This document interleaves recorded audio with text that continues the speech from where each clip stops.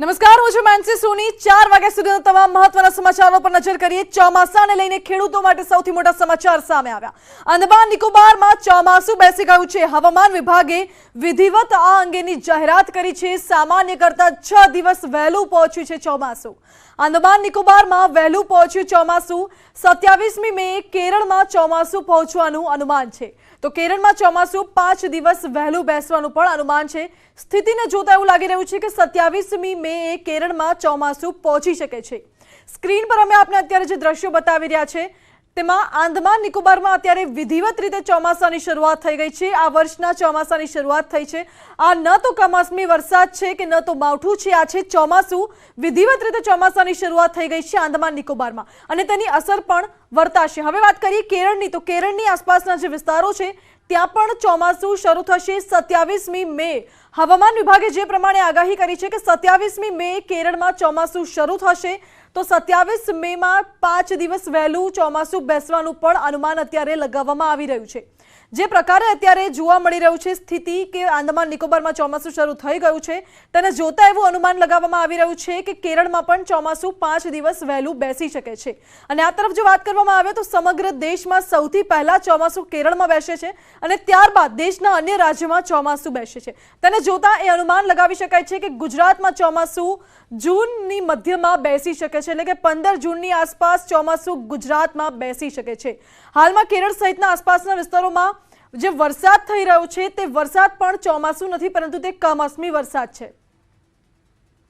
મહત્વની વાત એ છે કે આંદામાન નિકોબારમાં ચોમાસું બેસી ગયું છે અને ખેડૂતો માટે સારા સમાચાર છે, કારણ કે ચોમાસું અગર આંદામાન નિકોબારમાં બેસી ગયું છે તો ધારણા કરવામાં આવે છે કે જૂનના મધ્યમાં ચોમાસું ગુજરાત સુધી આવી શકે છે, એટલે કે ગુજરાતમાં ચોમાસું બેસી શકે છે 15 જૂનની આસપાસ। ખેડૂતો માટે ખૂબ જ સારા સમાચાર છે કે નિર્ધારિત સમયે ચોમાસું બેસવાનું છે આ વર્ષે, તો ગુજરાતના ખેડૂતો માટે પણ આ મોટા સમાચાર છે। અને આ તરફ જો વાત કરવામાં આવે તો 27મી મે ચોમાસું કેરળ પહોંચશે। કેરળમાં ચોમાસું 5 દિવસ વહેલું બેસવાનું પણ અનુમાન અત્યારે લગાવવામાં આવી રહ્યું છે। આંદામાન નિકોબારમાં ચોમાસું બેસી ગયું છે, વરસાદની શરૂઆત થઈ ગઈ છે અને જે રીતે અત્યારે સ્થિતિ છે તેને જોતા એવું લાગી રહ્યું છે કે આ વખતે નિર્ધારિત સમય પર જ ચોમાસું બેસશે, એટલે કે 27 મેની આસપાસ કેરળમાં ચોમાસું બેસશે અને ગુજરાતમાં ચોમાસું 15 જૂનની આસપાસ બેસી શકે છે। તો ગયા વર્ષે 21 મે બેઠું હતું ચોમાસું। કેરળની જ વાત કરવામાં આવી રહી છે। ગયા વર્ષે 21 મે ચોમાસું બેઠું હતું। આ વર્ષે 27 મે કેરળમાં ચોમાસું આવશે તેવું અનુમાન હવામાન વિભાગ કરી રહ્યું છે।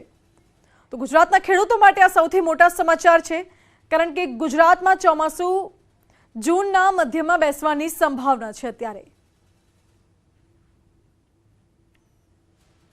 હવામાન વિભાગ એવું પણ અનુમાન લગાવી રહ્યું છે કે કેરળમાં ચોમાસું 5 દિવસ વહેલું પણ બેસી શકે છે।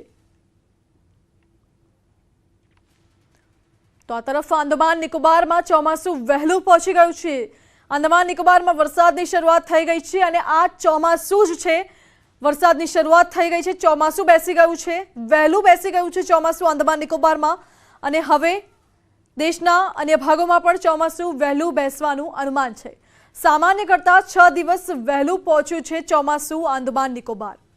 તો સામાન્ય રીતે જ્યારે આંદામાન નિકોબારમાં ચોમાસું બેસતું હોય છે તેના કરતાં આ વખતે વહેલું બેસ્યું છે, એટલે કે 6 દિવસ ચોમાસું વહેલું બેસ્યું છે આંદામાન નિકોબારમાં। અને હવામાન વિભાગ એવું પણ અનુમાન લગાવી રહ્યા છે કે કેરળમાં પણ 5 દિવસ ચોમાસું વહેલું બેસી શકે છે। હવે કેરળની 27 મેની તારીખ જે છે તે હવામાન વિભાગે જાહેર કરી છે। હવામાન વિભાગનું કહેવું છે કે 27 મેની આસપાસ કેરળમાં ચોમાસું બેસી શકે છે।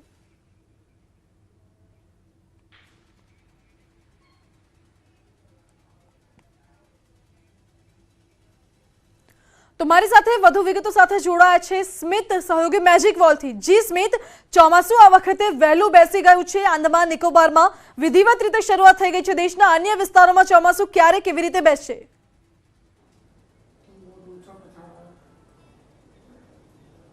માસી, હું તમને અત્યારે બતાવવા માંગીશ કે અત્યારે આંદામાન નિકોબાર સુધી ચોમાસું પહોંચી ગયું છે। ચોમાસું અત્યારે આંદામાન નિકોબારને હિટ કરી ગયું છે। 6 દિવસ પહેલા ચોમાસું અત્યારે હિટ કરી ગયું છે। આમ ગઈ વખતે 21 મેના રોજ ચોમાસું આંદામાન નિકોબાર પહોંચ્યું હતું, પરંતુ આજે 6 દિવસ પહેલા જ 15મી તારીખે જ 16મી તારીખે જ ચોમાસું અત્યારે પહોંચી ગયું છે। અત્યારે દક્ષિણ ભારતમાં પણ ચોમાસાનો માહોલ છે, પરંતુ આ ચોમાસું નહીં, નૈઋત્યનું ચોમાસું નહીં, પરંતુ હાલ આ માત્ર ને માત્ર પ્રી મોન્સૂન એક્ટિવિટીના ભાગ સ્વરૂપે અત્યારે વરસાદ વરસી રહ્યો છે.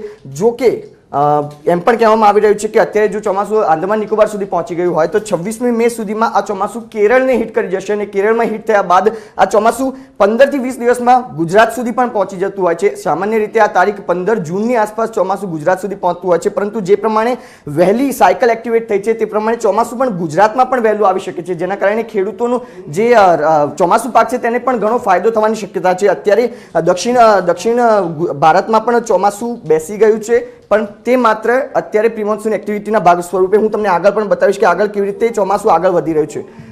તો આંદામાન નિકોબારમાં ચોમાસું અત્યારે હિટ થઈ ગયું છે. આગળ એ ચોમાસું વધારે સક્રિય થઈ રહ્યું છે. જેમ જેમ તે સક્રિય થઈ રહ્યું છે તેમ તેમ ભારતમાં પણ પ્રી મોન્સૂન એક્ટિવિટી સક્રિય થઈ રહી છે. પ્રી મોન્સૂન એક્ટિવિટીના ભાગ સ્વરૂપે દક્ષિણ ભારતમાં ખાસ કરીને વરસાદ વરસી રહ્યો છે. તે જ વરસાદ ધીમે ધીમે જેમ મેમાં 26મી મેના રોજ જે ચોમાસું દક્ષિણ ભારતમાં હિટ કરશે, તેમ ધીમે ધીમે જૂનના પહેલા અને બીજા સપ્તાહમાં આ ચોમાસું ગુજરાત સુધી પહોંચી શકે છે.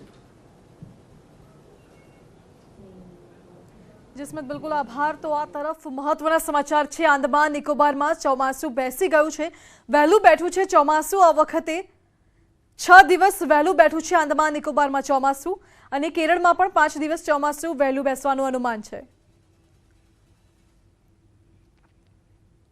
મારી સાથે હવામાન નિષ્ણાંત પરેશ ગોસ્વામી જોડાયા છે. પરેશભાઈ, સ્વાગત છે આપનું ન્યૂઝ 18 ગુજરાતીમાં. પરેશભાઈ, જે રીતે આંદામાન નિકોબારમાં ચોમાસું આ વખતે વહેલું બેઠું છે, ગુજરાતમાં ક્યારે આવી શકે છે, શું અનુમાન? જી નમસ્કાર. અત્યારે આ વખતે ચોમાસું છે એ 6 થી 7 દિવસ વહેલું જોવા મળી રહ્યું છે. આંદામાન નિકોબાર ટાપુ ઉપર ચોમાસું પહોંચી ગયું છે. આગળ કેરળ થઈ અને ગુજરાત પહોંચશે, પણ આ જોવાની વાત એ છે કે દર વર્ષે આપણે 25 મે થી પ્રી મોન્સૂન એક્ટિવિટી ચાલુ થતી હોય એને બદલે હવે ગુજરાતની અંદર આવતીકાલથી પ્રી મોન્સૂન એક્ટિવિટી શરૂ થઈ જશે.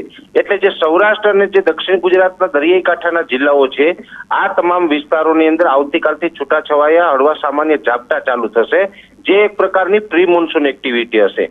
અને આ ચોમાસું છે તે આમ રેગ્યુલર જે આપણે ચોમાસું બેસવાની ગુજરાત માટેની જે તારીખ છે એ 15 જૂન છે, પણ હવે કદાચ આ ચોમાસું આપણે આ વખતે જે આગળ વધી રહ્યું છે મુજબ કેરળ સુધી એ વહેલું બેસશે, પણ ત્યાંથી ગુજરાત પહોંચવામાં એના નિયત સમયે જ, એટલે કે 15 થી 17 જૂને જ ચોમાસું પહોંચશે. કેમ કે ઘણી વખત એવું બનતું હોય છે કે જ્યારે ચોમાસું વહેલું બેસે છે દક્ષિણ ભારતની અંદર, ત્યારે ચોમાસું ત્યાંથી આગળ આવીને મહારાષ્ટ્ર સુધી વહેલું પહોંચી જાય છે, પણ મહારાષ્ટ્રથી ચોમાસું છે તેને બ્રેક લાગતી હોય છે. અને અત્યારે જે અલનીનો, લાનીનો અને જે બીજા IOD MJO જે પેરામીટરો છે, તમામ પેરામીટરોના આધારે અમારું અનુમાન એવું છે કે ગુજરાત ઉપર આ જે ચોમાસું આવશે ત્યાં સુધીમાં એનો નિયત સમય થઈ ગયો હશે.